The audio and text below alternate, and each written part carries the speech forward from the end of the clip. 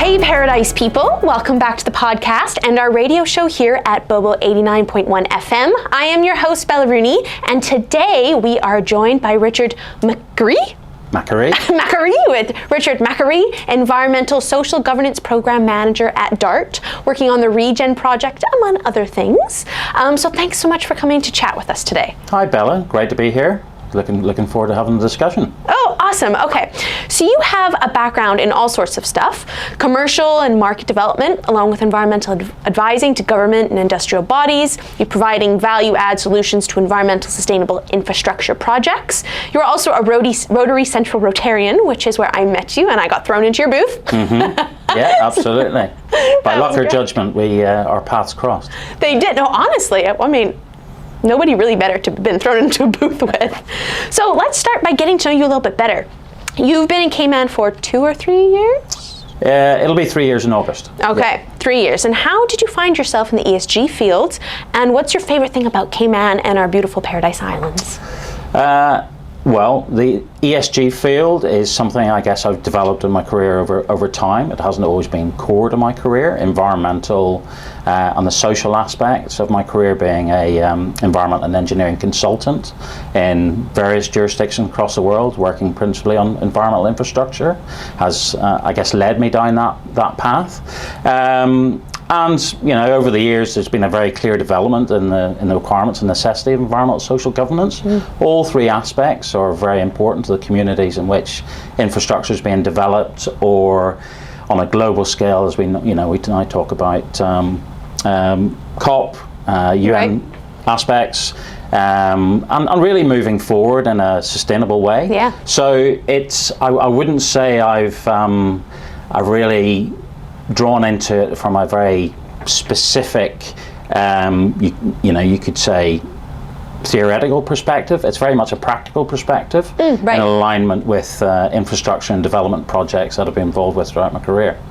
From a Cayman perspective, I actually arrived in Cayman not really knowing what I was going to do. My wife is in the finance sector, and we are gradually transitioning our way from Australia, where we lived for 10 years, and I guess ultimately making our way back to Europe, but weren't quite ready to give up the good weather and the beautiful oceans, and so Cayman presented an opportunity for her, and being the dutiful husband I followed, and was very, very fortunate to have an opportunity to pick up a role within Dart, and principally around supporting the development of the ReGen project.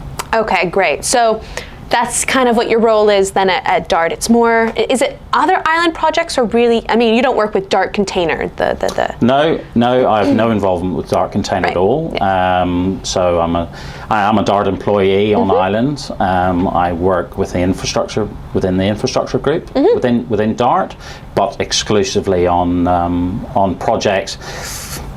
90% of my time is on ReGen. I do provide some support and advisory services on other services and environmental social governance, around what potentially broader planning opportunities, or particularly the environmental side of things. Spent a lot of my career working in, I suppose, with government, with policymakers, regulators, things like that. So, but ReGen is such a big project, a complex project. Yeah. It really does take up the vast majority of my time. That makes perfect sense, because it is a massive, massive project. So, well, let's get into that. So basically, I kind of stalked the website, read every single thing on it, which I think everybody should do, right? So the website describes it as a multi-million-dollar project underway to turn Georgetown's landfill site into a green space and build state-of-the-art infrastructure that, when finished, will provide recycling and turn materials that aren't recycled into electricity to power our homes and businesses. ReGen will help create a cleaner, greener Cayman Islands for the benefit of the whole community. And that sounds freaking fabulous. That sounds fabulous. And because this is such a big project, and it's had a lot of media attention. And, we have some incredible promises like Cayman's trash will be used to generate approximately 9 megawatts of electricity. That's enough to power 2,000 homes and businesses in Cayman. Or the other one, remediating the existing landfill will reduce greenhouse gas emissions by more than 2,000 tons a year, equivalent to removing more than 5,000 cars from our roads every year, which we have a lot of cars. And lastly, new facilities for processing green waste, metal, household waste, and construction and demolition waste will allow more things to be recycled. So these are all things that we really desperately need, especially with a dump that's just growing and growing and growing. And it's a very expensive thing, and an investment for our island. So I reached out to a bunch of unofficial podcast advisors and asked them some questions they'd like to ask you. So let's kind of dive into those. The first one being the process of turning waste into sustainable energy. Your website says combustion, steam, recycle, and then filter emissions. So can you give us the crash course of exactly the process of doing that? Sure. So what we're developing is an energy from waste facility. Now, it's proven technology. It was technology that was chosen by the Cayman Islands government, having gone through a technology due diligence process. Okay. So that came along with a package during the procurement phase of this project, subsequent to the government developing a solid waste management strategy. Energy from waste, in essence, is quite simple, but it's also very robust, which is important on an island that obviously can be affected by heavy weather events and storms and hurricanes and things like that. Can have supply chain issues as a result of those events. But in essence, the technology is waste is it's an enclosed building. So waste is delivered to a tipping hole which is under a negative pressure. That makes sure we're not emitting odors outside the building. Right. That waste is then put into a bunker where a crane operator makes the waste homogeneous, is the phrase, but essentially you're blending the waste to try and get a consistent calorific value, and by that I mean kind of energy profile of the waste. So each type of waste types, be it paper or plastic or wood or green waste, will have a moisture content but also a calorific value. And you want to have that as a homogeneous material to go into then the grate. So the crane lifts the grab lifts the waste out of the bunker, puts it into is a moving grate. The material moves along the grate and is combusted to complete combustion. In that process, you're generating heat. That heat is then utilized to heat water in an enclosed system. The water is then generates steam, and the steam generates a steam turbine, which is very traditional, well-known technology. And that's essentially what. So where CUC use diesel, we're using waste. That turbine then generates the power that is exported to the grid and distributed, through the island, so into the central grid system for distribution.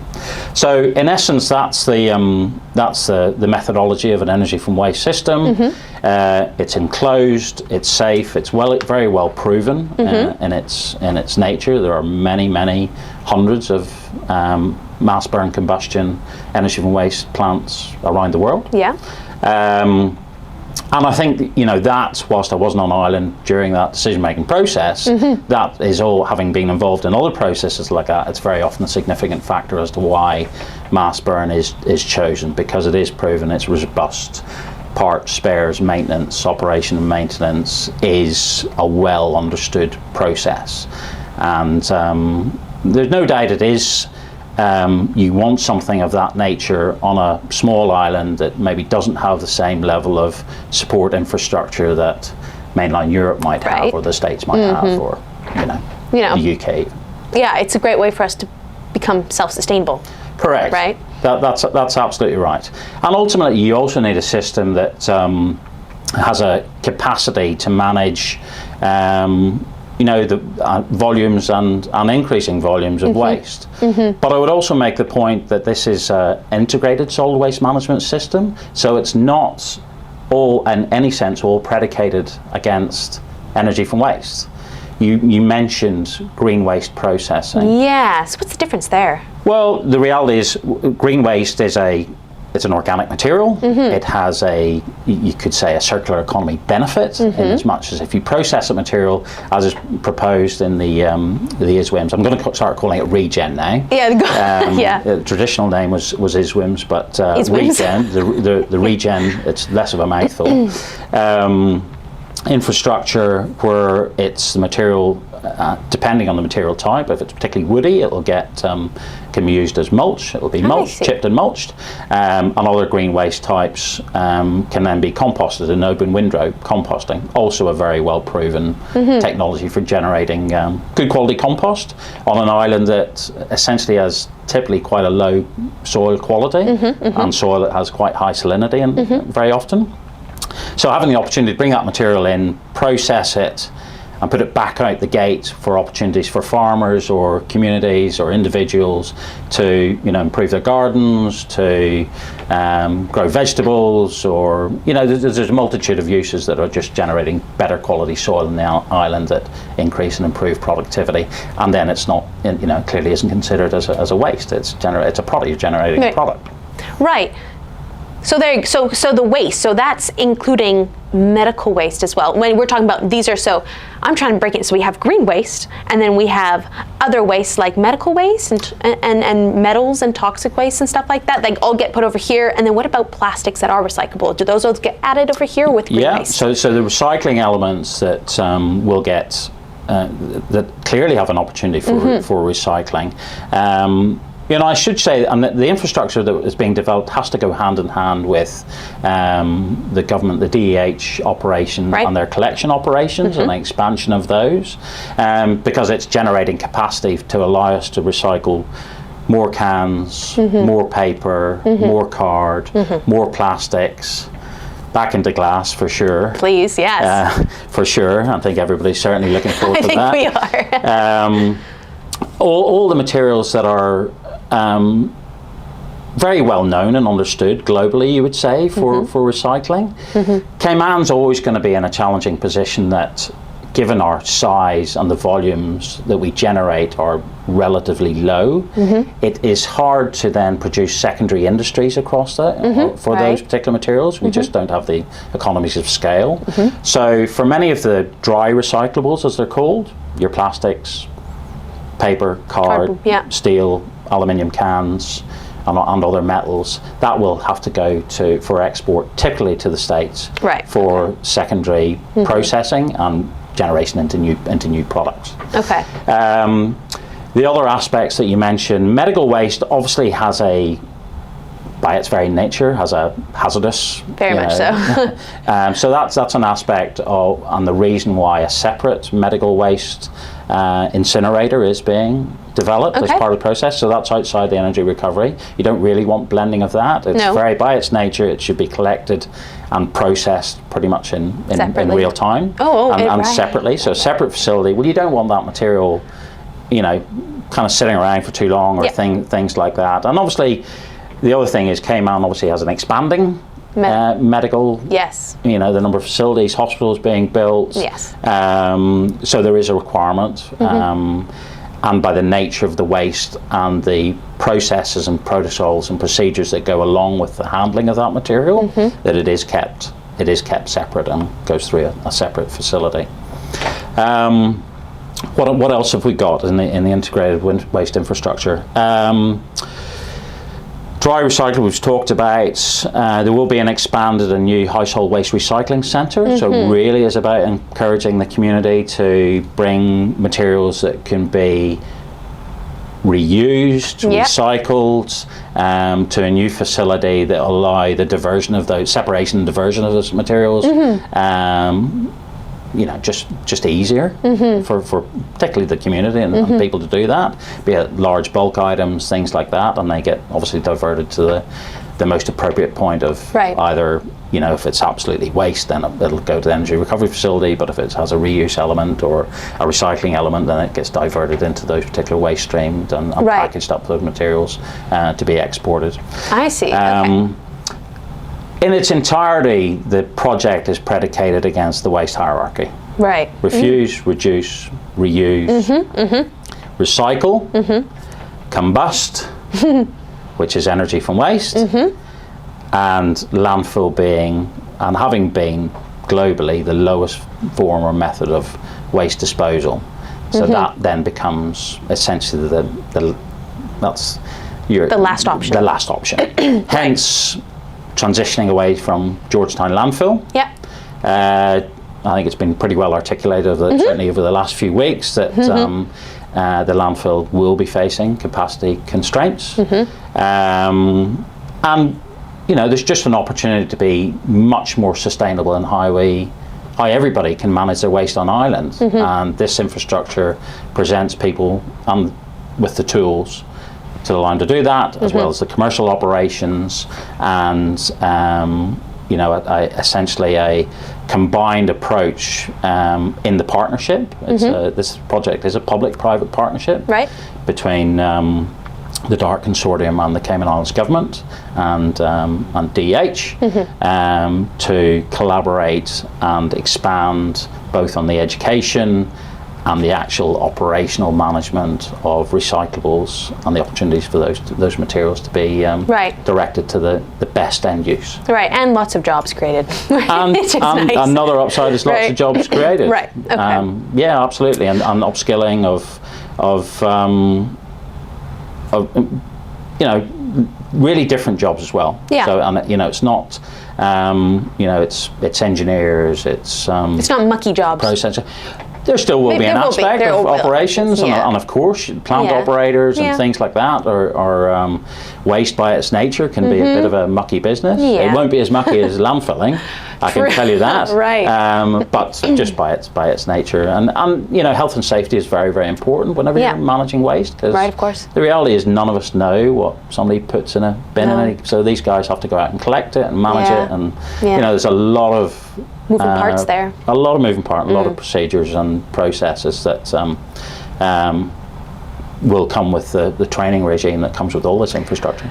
And you think Cayman produces enough waste? So I know some countries maybe bring in waste from other countries to help fuel their incinerators. Will we have enough here to do that? We will. First thing to say is we are absolutely, and the project is absolutely not importing any waste from any other countries. I mean, in essence, there's actually international protocols prohibiting the transfrontier shipment of waste. So obviously recyclables can move around, but and there are some instances of where hazardous or you know, those much more challenging waste types, like radioactive waste, things like have to go to specific facilities. But when it comes to general household or commercial waste, there will be no import of waste onto the islands, onto Grand Cayman, except to say that the project is obviously supporting Cayman Brac and Little Cayman. Right. Well, of course. Yeah, that would have to come from there, right? All one country. And it's an integrated approach for all of those, so there will be small elements of infrastructure developed on the sister islands. The capacity of the infrastructure is predicated against increase and improvement on our amount of recycling. So it's not all about the energy recovery facility. So whilst the energy recovery facility does have capacity, it's about making sure that we have the diversion and then driving the community involvement and methodology and opportunity for people to divert their waste streams into different recycling elements. Green waste going to composting, dry recyclables going into the material recovery facility, construction demolition waste going into that facility, which typically, you know, that's about concrete, timber, steel, all elements that, you know, copper wiring, things like that has a recycling element. Some of which will be exported, certainly your metal side of things, but your concrete can be crushed and then all of a sudden becomes a secondary aggregate. So you know, that means you've got fill material and things like that, as opposed to have a complete reliance on quarrying. Which is great. We prefer not to keep digging up the earth, right? So in terms, you mentioned that the Department of Environmental Health kind of will be running the collection side. So I guess you might not know about the separation plans that, you know, will we have, you know, separate bins like you do maybe in Canada or the States or Europe, where you have, you know, your plastics, your cardboard, your paper, then the different kinds of plastics. You know, you can have the thin film plastic, type 1, type 2, all those things. Do you know anything about that? How we'll be doing that? I can't give you any really hard and fast facts because it is a DEH operation. Yes. I do know that it's absolutely within their consideration, and there has to be a synergy between the infrastructure developed and them providing feedstock essentially to that infrastructure. There has been and there is in development a Rethink Waste campaign, and that's on the education side of things. Not as yet in the public domain, but it has gone out for public consultation, and in fact Plastic Free were one of the consultees on that process, and that really related to material types, going to various groups and community groups and groups such as Plastic Free and the Chamber of Commerce and various, both, you know, commercial and not-for-profit, really just to get an understanding of what people would like to see, how could it be articulated and best articulated to the community, what would an education program look like to by way of different separation of materials, collection regimes. Well, that's the thing, is that curbside, you take it somewhere. Correct. Yeah. So, and then the advertising and media side of things to go to that, be it radio or, you know, bus shelters or, you know, right, of course, websites. You know, there's so much to it. So much to it. So that's still in development, and you know, it's something that can run alongside,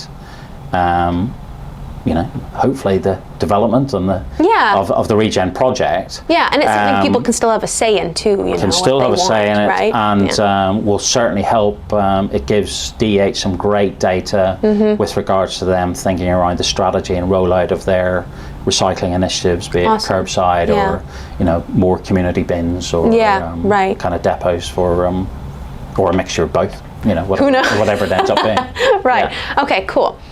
So, after the waste goes in, we have combustion, right? And then we have a byproduct of that being potash, which fly ash, which is toxic. Or air pollution control residue. Okay, is that toxic? And in terms of this, I saw on the website a term bottom ash processing. Two different things. Okay, so that doesn't have to do with the fly ash. No. So the combustion process, two elements. Bottom ash is, for all intents and purposes, whenever the waste goes over the grate, there are some elements that don't get combusted, either because of their inert nature or they just don't, like steel and things like that, or glass would be a good one, or ceramics and things like that.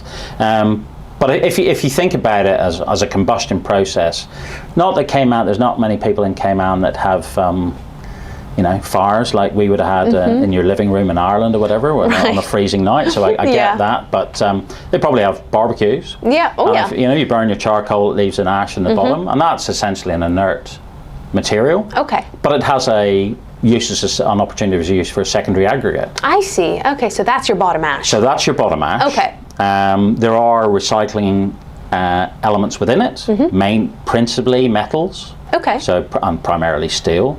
So that steel and those metals get pulled out. There's a separation process, get pulled out of the ash.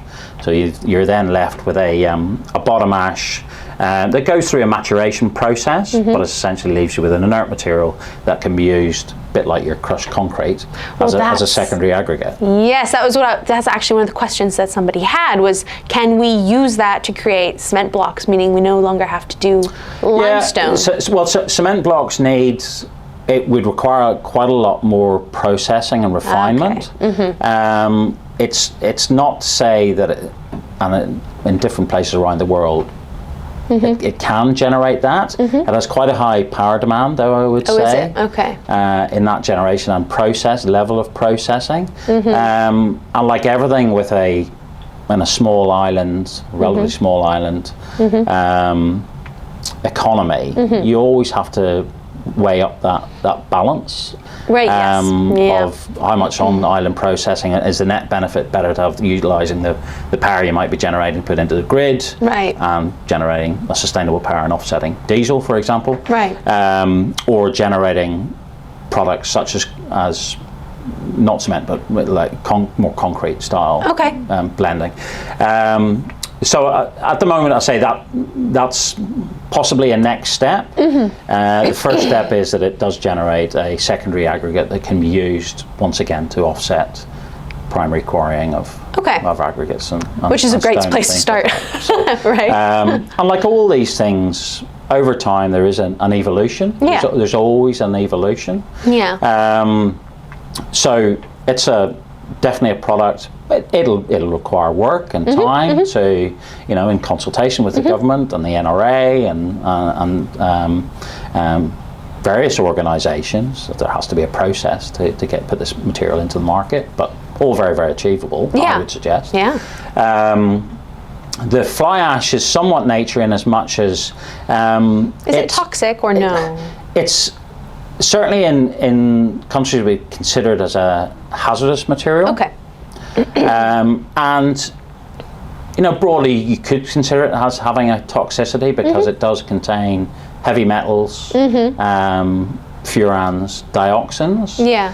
So at the back end of the combustion process, there's an air pollution control system. Okay. Which is essentially your scrubbing. I don't know if that's a technical term or not. That's the term that I know as well. You're scrubbing the emissions. Yes. You're cleaning the emissions from the combustion process through, typically through lime. Okay. But also through bag filters and various technologies.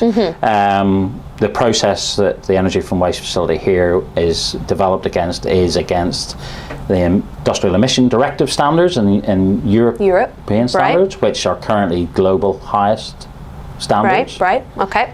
For emissions control.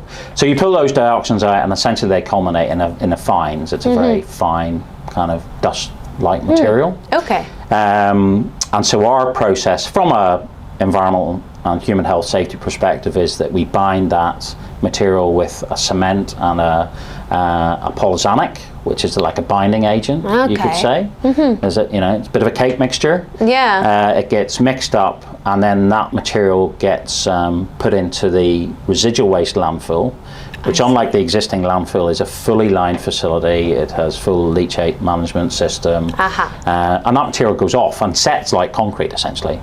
So it sets. So it goes into the RWL and then is essentially eliminated from the biosphere.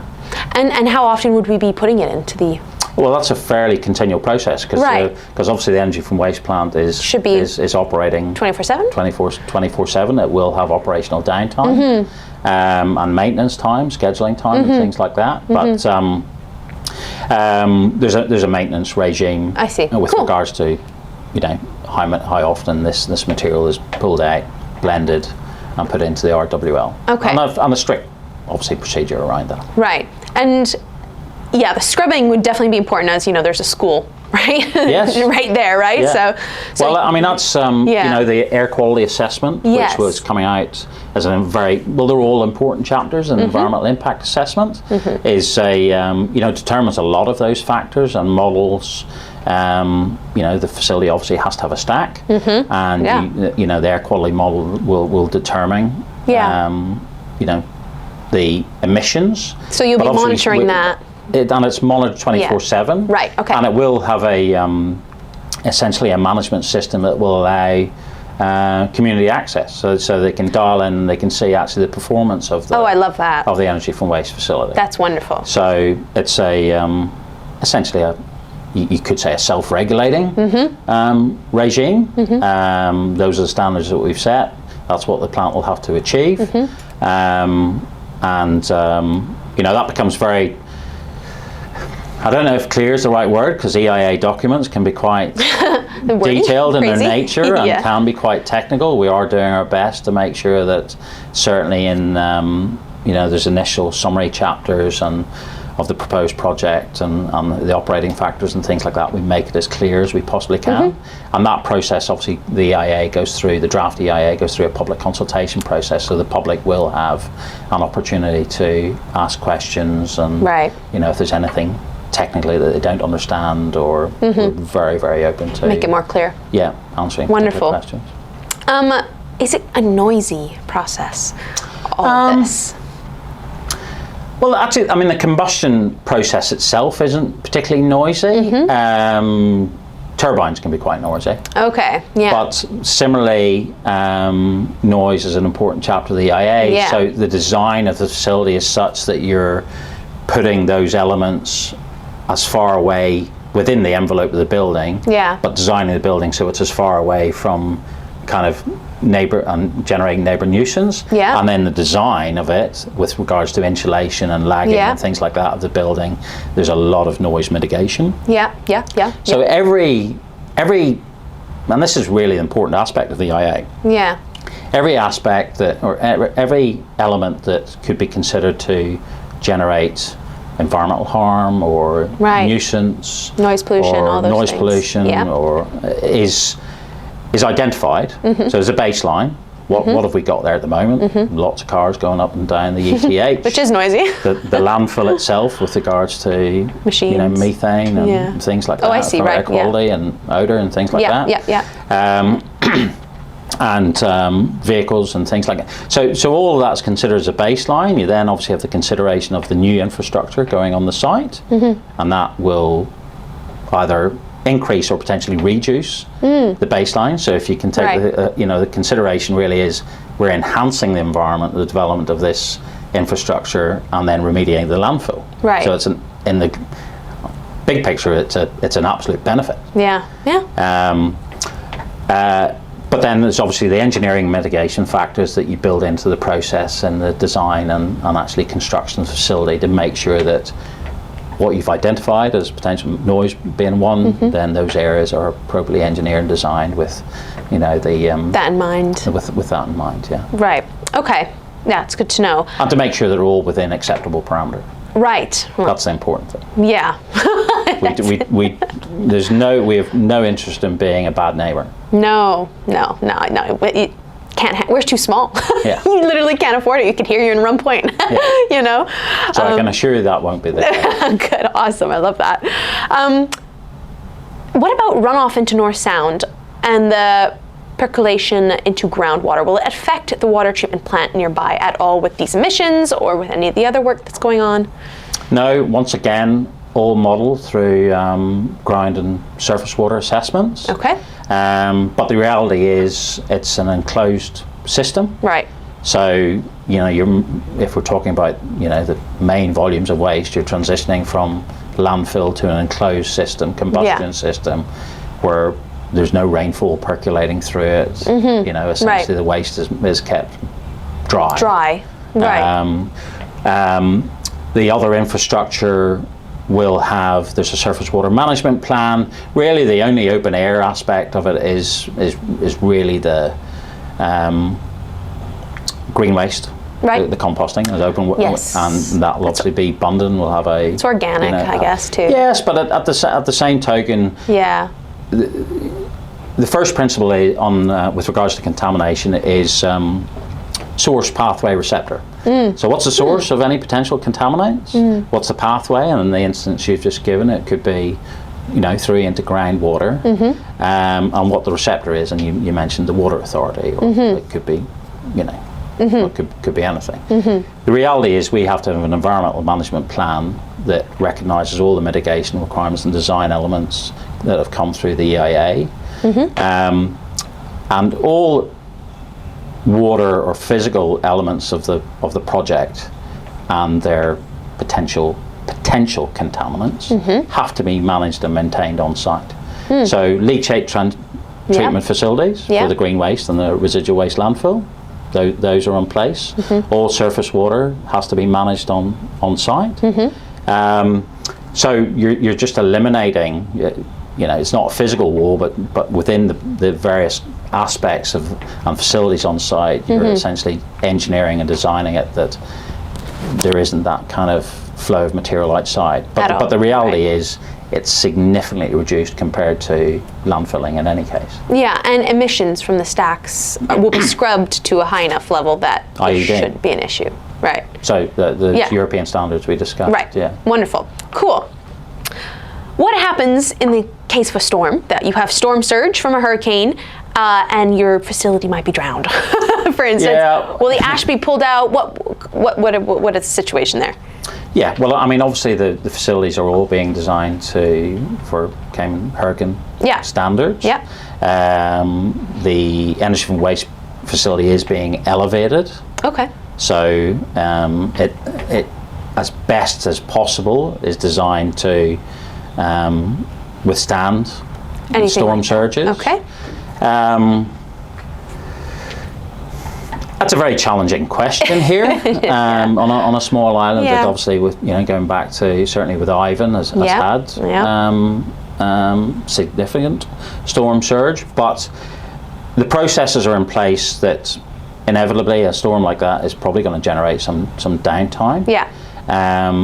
Between the bunker and the residual waste landfill, it is being designed to still be able to accept waste, because it's actually waste out in the community, and the clear up operations is very, very important, and being a facility that can support that Right. is essential for the community. Okay. From a environmental and human health perspective. You just don't want lots of waste in the community for No. prolonged periods of time. Definitely not. So we have an energy from waste facility that has a very robust design, and comes as robust as you could possibly make it Right. for the situation we're in, but also a reserve in the fact that we have the residual waste landfill, which is a contained, lined landfill Yes. that could take overflow materials. Right. So that's a residual one, and that's nice and contained, and it has all the proper. I kind of imagine it as a little net going around the bottom of it. I know that's not at all. That's how my brain imagines it. No, it's an engineered basal liner. It's what it is. Cool. Yeah. Okay. And so regarding our normal dump, our big dump, the idea is to remediate it. And do you happen to know the overall toxic footprint or its impact right now in our environment? No. Yeah. Overall toxic footprint? No, I don't. I mean, the last studies that were undertaken for the landfill were 2 reports. There was a risk-based assessment and a remediation options report Okay. that were undertaken by GHD, the consulting firm GHD, published in 2021. Okay. It's pretty recent. Not too long Yeah, ago. yeah. And that kind of had a lot of data capture and kind of considered contaminants or potential contaminants that were being traced off-site. Yeah. So that's really the last And that's what you kind of metric base. that we have. Well, that kind of supported then the remediation design see. and process. But I guess we're in a time is always a factor with these things that the negotiations with ReGen are ongoing. The contractual negotiation with ReGen. The waste doesn't stop, so the landfill footprint by nature has to expand. Yeah. We have obviously been involved with the remediation of the North Mound Right. of the landfill, which is from an engineering perspective, for all intents and purposes, complete, and we're now flaring gas, which is a great outcome with regards to reduction of methane being vented to the atmosphere. Right. An engineered cap that's reducing surface water infiltration and generating leachate and what have you. But obviously DEH they have to keep providing data. But a waste disposal operation. I see. So the waste has to keep going. So we are now in what their area called the Northwest Expansion, and that area will be operational.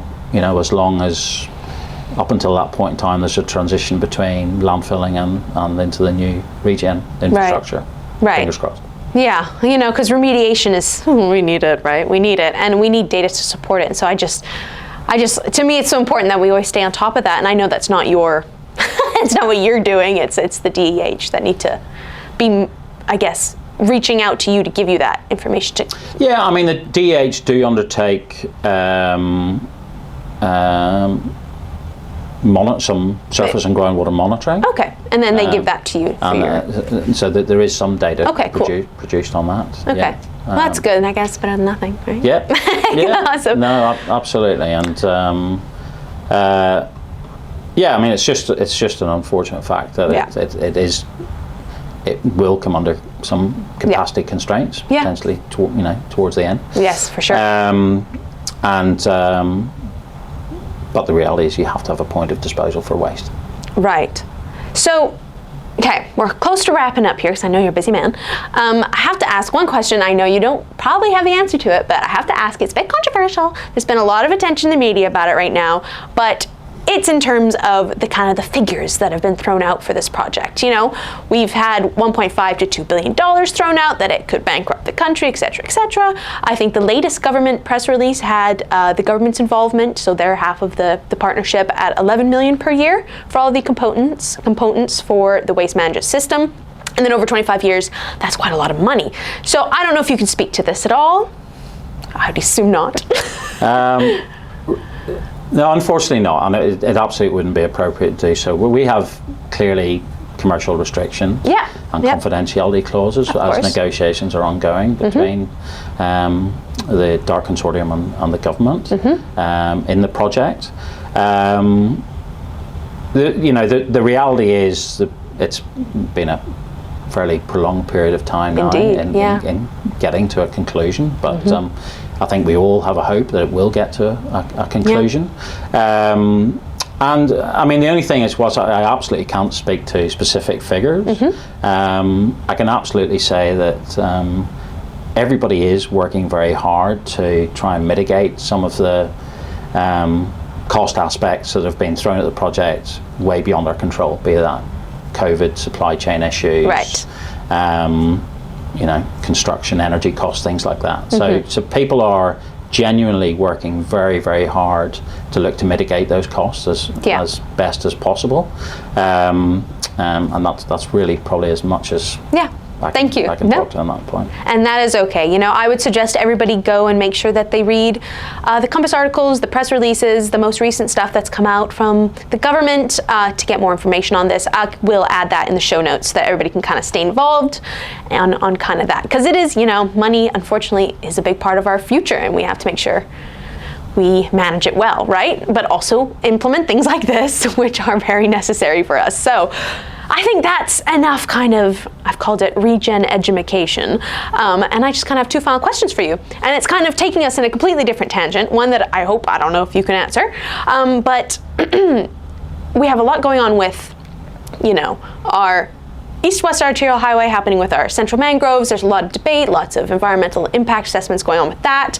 But Dart also owns a very large part of the central mangrove, not in the same area as any of this stuff that's happening, but it's still a question of what benefits and advantages are you looking at in preserving this critical ecosystem through natural capital asset structuring or nature-based solutions, or maybe the biodiversity plan to meet the international 30 by 30 goals that we agreed at COP15. Do you have any plans like that? From my understanding, capitalized blue carbon in a large contiguous wetland is far more valuable than a fractured one, right? So it makes more sense if you're doing that to keep it all one together, whole, beautiful. So what are your kind of plans for that? I don't know if you know. Well, the honest answer is it's not something I get particularly heavily involved with in Dart. I would say that we have definitely, and over the last couple of years, have really worked hard to develop our knowledge base on what those wetlands are and what they mean, and in consideration of development. And other members of the Dart team and the executive have spoken to that before. So we still are in a little bit of a data capture phase, if I'm honest on that side of things. With regards to the broader strategic aspects and what it means, Bella, I'm just not in a position, or in as much as it's not an area within my kind of jurisdiction or day-to-day work. But certainly recognising the the importance of mangroves and wetland areas, and certainly when it comes to UN sustainability goals and developments, it's something we're very cognizant of. I can't say that. Okay, that's very, good at least. Okay, that's good. Yeah, that's very good, because it's a way to a sustainable future for us, right? Yeah. Making sure that the people who own these beautiful areas are aware of those things. So that's wonderful to hear. Yeah. Okay, well, lastly, I guess, so we're still several years away from this ReGen project. What is it going to take us to get there? What do you think? How many years? Well, the current time frame is obviously, the next major milestone is getting to financial close. Right. As you're aware, the environmental impact assessment is ongoing, and that will continue to proceed and essentially be.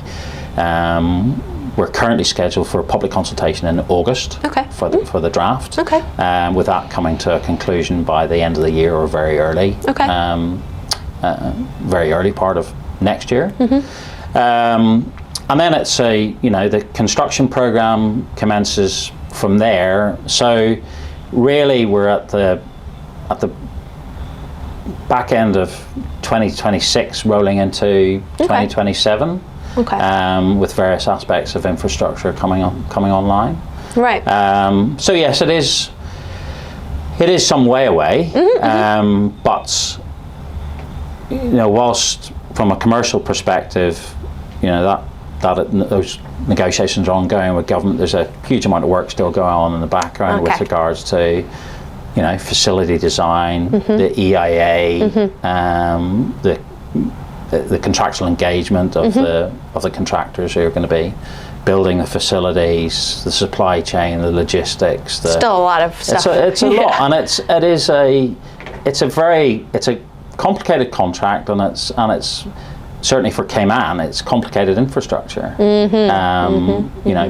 By its nature, giving some of the size and type of equipment that's going to have to be imported. So, boilers and things like that. Lots to consider. Quite sizable. So lots to consider, but huge amount of work going on in the background across all elements of the project. What do you think we as an island can do until then to be more sustainable? I think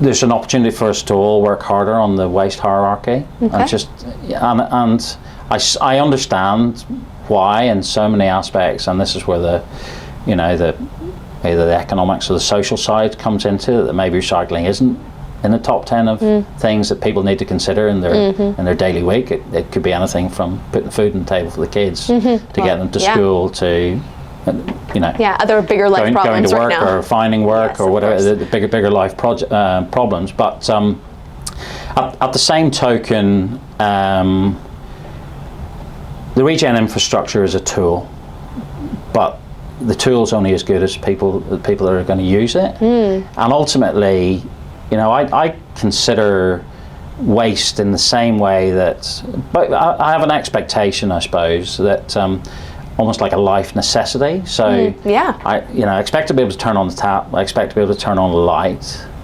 I expect to be able to flush the toilet.